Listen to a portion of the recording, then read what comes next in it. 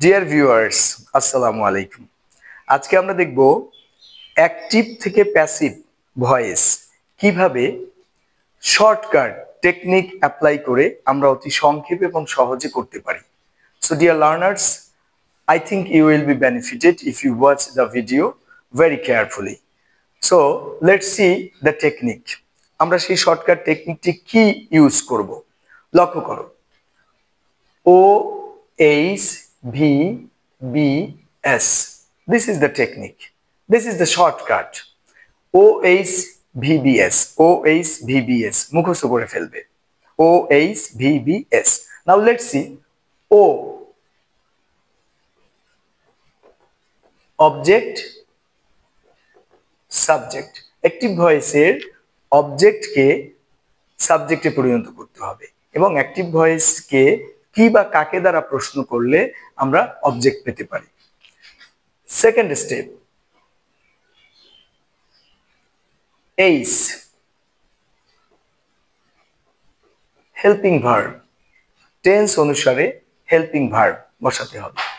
Third step, V3 অর্থাৎ ভার্বের past participle form. Fourth step, বি, বিতে বাই।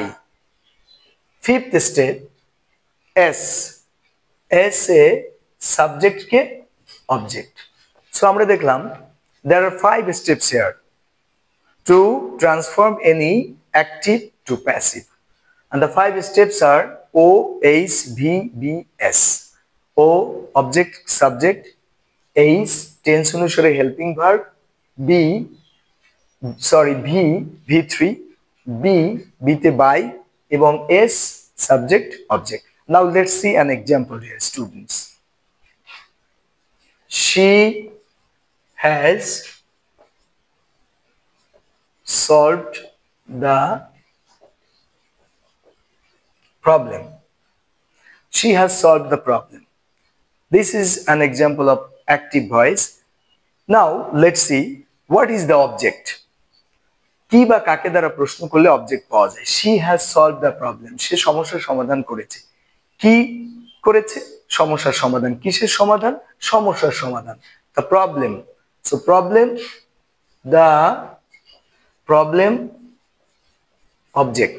First step gone. দ্বিতীয় স্টেপ হলো হেল্পিং ভার্ব, টেন্স অনুসারে হেল্পিং ভার্ব। এটা কোন টেন্সে আছে? She has solved the problem, present perfect tense. Present perfect টেন্সে হেল্পিং ভার্ব হলো হ্যাভ বিন অথবা হ্যাজ বিন। তাহলে the problem third person singular, এ কারণে আমরা এখানে হেল্পিং ভার্ব নেব হ্যাজ বিন। The problem